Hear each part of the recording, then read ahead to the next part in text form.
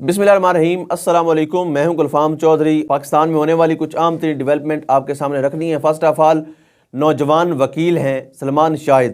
جن کا 9 مئی کے حوالے سے ایک مؤثر اور واضح کردار رہا ہے، اور اینٹی ٹیررزم کورٹ میں ہم نے سب سے زیادہ ان کو جو ٹاپ آف 10 یا ٹاپ آف 5 وکلاء ہیں جو وہاں پر عام آدمی کے لیے فائٹ کرتے نظر آئے ہیں، ان میں ایک نام سلمان شاہد کا ہے۔ یہ نوجوان وکیل ہیں اور انہوں نے بے جا کارکنان کے مقدمات بغیر فیس کے لڑے ہیں،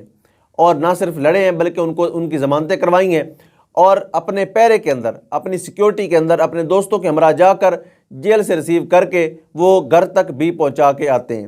تو اس نوجوان نے آج ایک خطرناک انکشاف کیا ہے۔ ان کا کہنا تھا کہ آج اینٹی ٹیررزم کورٹ میں جو سینئر رہنما ہیں پاکستان تحریک انصاف کے، عمر ایوب صاحب سیکرٹری جنرل ہیں، اور سینئر رہنما بابر امان صاحب ہیں، وہ وہاں پر پہنچے، اور 9 مئی کے حوالے سے 106 کارکنان ہیں جن کو وہاں پر پیش کیا گیا تھا۔ اور عمر ایوب صاحب کو جب ریکویسٹ کی گئی کہ آپ آئیں، ان کارکنان کا حوصلہ بڑھائیں، ان کو آپ تسلی دیں، ان کو آپ حوصلہ دیں،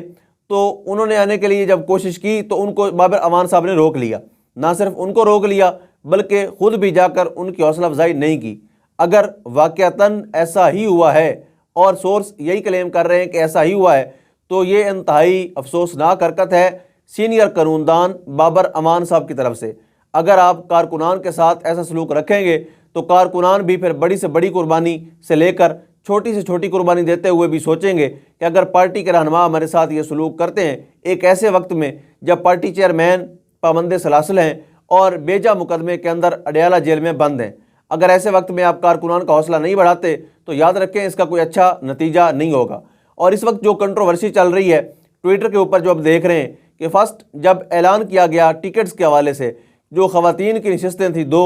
پنجاب کے اندر، اس پہ ڈاکٹر یاسمین راشد صاحبہ ٹیکنوکریٹ کے طور پہ، اور ایک نشست جو ٹکٹ دی گئی وہ صنم جاوید خان صاحبہ کو دی گئی تھی۔ تو اس کے اوپر سلمان دورانی ہیں، صحافی ہیں، انہوں نے ایک ٹویٹ کیا کہ صرف ان 2 خواتین کو ہی کیوں ٹکٹ دی گئی۔ اس پر ایک سوشل میڈیا ایکٹیوسٹ ہیں، جرنلسٹ ہیں، عزبہ عبداللہ، انہوں نے کچھ وضاحت دی۔ انہوں نے بتایا کہ جو ڈاکٹر یاسمین راشد صاحب ہیں وہ عمر کے حصے میں ہیں، یعنی اس عمر کے اس حصے میں جا کر بھی پارٹی کے لیے ڈٹے رہنا اور عدالتوں کے اندر ذلیل ہونا، جیلوں میں پڑے رہنا، یہ بہت بڑی بلا شبہ قربانیاں ہیں۔ اور نواز شریف جیسے ٹائکون کو، یعنی جو سیاست کے اندر گرو مانے جاتے ہیں، جو سیاسی ہیرا پھیری کے اندر ایک بڑا نام رکھتے ہیں، جن کی سیاست جو ہے وہ ہمیشہ سے جوڑ توڑ کی سیاست رہی ہے، جن کی سیاست میں خرید لو، بیچ دو، مار دو، یہی کچھ رہا ہے ہمیشہ سے، اور ایسی سیاست کرنے کا قائل بندہ کس طرح سے ایک ایسی خاتون سے، جس کی الیکشن کمپین نہیں کرنے دی گئی، جس کے بینر نہیں لگنے دیے گئے، جس کے لیے کسی ووٹر کو نکلنے نہیں دیا گیا، ایک ایسی خاتون کے ہاتھوں وہ 68,000 کی لیڈ سے ہارے ہیں۔ یہ الگ بات ہے کہ ان کو جتوا دیا گیا ہے، 2 RO چینج کرنے پڑے، ساری سرکاری مشینیں لگانی پڑی، سارے کا سارا عملہ وہاں سے بھگانا پڑا، گنڈا گردی بدماشی سارا کچھ کرنے کے بعد ایک نااہل کرپٹ کو جو 4 سال تک عدالتوں کو مطلوب رہا اور 4 سال تک ملک سے مفرور رہا، ایسے بندے کو جتوانے کے لیے جو زور لگایا گیا سرکاری مشینری کی طرف سے، بیوروکریسی کی طرف سے، اسٹیبلشمنٹ کی طرف سے، وہ سارے کا سارا ہمارے سامنے ہے۔ تو ایسی خاتون کے لیے سینیٹر کا جو عہدہ ہے وہ ریزرو کرتی ہیں۔ اس کے بعد انہوں نے صنم جاوید خان صاحبہ کے حوالے سے کچھ خدمات، ان کی قربانیاں کچھ بیان کی، جس پر ایک خاتون جو جیل میں رہی ہیں، سوشل میڈیا ایکٹیوسٹ ہیں، ہماری بہن ہیں طیبہ راجہ صاحبہ، ہمارے لیے قابل احترام ہیں، انہوں نے اعتراض کیا کہ جی آپ کسی ایک کو بڑھانے کے لیے ایسا کرتے ہیں کہ اگر صنم جاوید 10 دفعہ گرفتار ہوئی ہیں تو ان کی 9 دفعہ ضمانت بھی ہوئی ہے۔ انہوں نے ساتھ یہ بھی کہا کہ ایک ایسی عدالت جہاں پر عالیہ حمزہ یا طیبہ راجہ کی ضمانت نہیں ہو رہی، وہاں پر صنم جاوید خان کی ضمانت کیسے ہو جاتی تھی؟ ان کا ایک سوال تھا، اور سوال کرنا کسی کا بھی یہ جمہوری حق ہے، اور اس کے علاوہ بھی کسی بھی زندہ معاشرے کی جو دلیل ہے وہ یہی ہے، اگر آپ چیک کرنا چاہتے ہیں کہ معاشرہ زندہ ہے یا مر گیا ہے، اگر وہاں پر اختلاف باقی ہے اور اختلاف رائے کا احترام باقی ہے تو اس معاشرے کے اندر اس معاشرے کا حسن باقی ہے، وہ معاشرہ زندہ ہونے کی دلیل ہے۔ تو انہوں نے جب اس پر اعتراض کیا تو مزید جو ہیں اس پر جو مقدس عوان ہیں، ہماری صحافی بہن ہیں، انہوں نے بھی ایکسپلین کی کہ یہ وقت آپس کی لڑائی کا نہیں ہے، اور ہماری طرف سے بھی مخلصانہ برادرانہ مشورہ یہی ہے کہ یہ وقت عمران خان صاحب کی رہائی پر فوکس کرنے کا ہے، یہ وقت اس دھاندلی کو ایکسپوز کرنے کا ہے جو دھاندلی، بلکہ دھاندلا،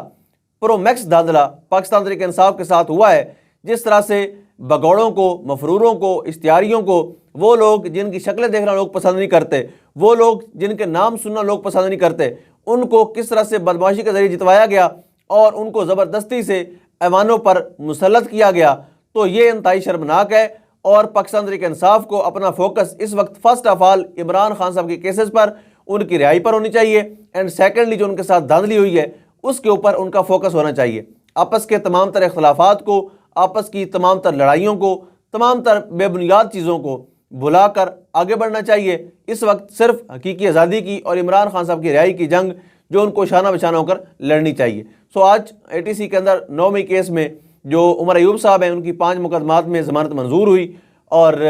اس طرح آج کے کیسز وہاں پہ نمٹ گئے۔ اس کے بعد ڈاکٹر یاسمین راشد صاحبہ وہاں پر آئی ہوئی تھی، انہوں نے میڈیا کے ساتھ بات بھی کی،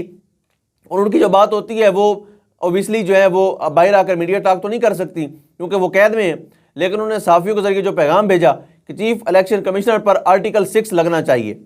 کہ انہوں نے آئین کو وائلیٹ کیا ہے، رول آف لا کو وائلیٹ کیا ہے، جس طرح سے عام آدمی کا ووٹ کا حق انہوں نے سلب کیا ہے، جو امیدواران جیتے ہوئے تھے اور بھاری اکثریت سے جیتے ہوئے تھے ان کو دن دونس اور دھاندلی کے ذریعے سے جتوایا گیا ہے۔ اور بہت سے پیغامات چیف الیکشن کمیشن کی طرف سے مختلف صحافیوں کو آ رہے ہیں، چیف الیکشن کمیشن کو بھی دھمکیاں دی جا رہی ہیں، ان کو بھی راستے سے ہٹانے کی کوشش کی جا رہی ہے۔ ابھی ان کو ریسنٹلی ایک ٹارگٹ دیا گیا تھا کہ آپ 20 نشستیں پاکستان تحریک انصاف کی ری کاؤنٹنگ کے نام پر واپس لیں اور مسلم لیگ نون کو دیں، جو بہت بڑا امتحان تھا چیف الیکشن کمشنر سکندر سلطان راجہ کے لیے، کیونکہ وہ پہلے بھی اس کرپٹ پولیٹیکل سسٹم کے لیے، شریف خاندان کے لیے، ان کی وفاداری کے لیے اپنے منہ کے اوپر ایسی کالک مل چکے ہیں کہ وہ جتنا مرضی رگڑ رگڑ کے دھوئیں وہ کالک نہیں اترے گی۔ اور پاکستان کی پولیٹیکل ہسٹری کے اندر، پاکستان کے الیکشن ہسٹری کے اندر وہ چیز یاد رکھی جائے گی، یعنی پاکستان کا متنازع ترین چیف الیکشن کمیشن سکندر سلطان راجہ ہیں، جن کو اپنی انسلٹ اتنی زیادہ محسوس ہوتی ہے کہ اگر ان کو فواد چودھری صاحب منشی کہہ دیں تو اس کے اوپر بھی توہین الیکشن کمیشن کا کیس بن جاتا ہے، لیکن جب انصاف کی فراہمی کا وقت ہو تو وہ ہمیشہ مفرور نظر آتے ہیں۔ الیکشن کمیشن کو کسی بھی طور پر ہم جانبدار، غیر جانبدار نہیں کہہ سکتے، بلکہ وہ واضح طور پر جانبدار ہیں۔ ایک بطور پارٹی انہوں نے کام کیا ہے اور الیکشن کے اندر جس طرح سے انہوں نے پاکستان تحریک انصاف کے امیدواروں کے حقوق سلب کیے، جس طرح سے انہوں نے ابھی ریسنٹلی مقصور نشستوں کے حوالے سے جو پاکستان تحریک انصاف کے ساتھ 2 نمبری کی ہے، جو فراڈ کیا ہے، جو دھوکہ کیا ہے،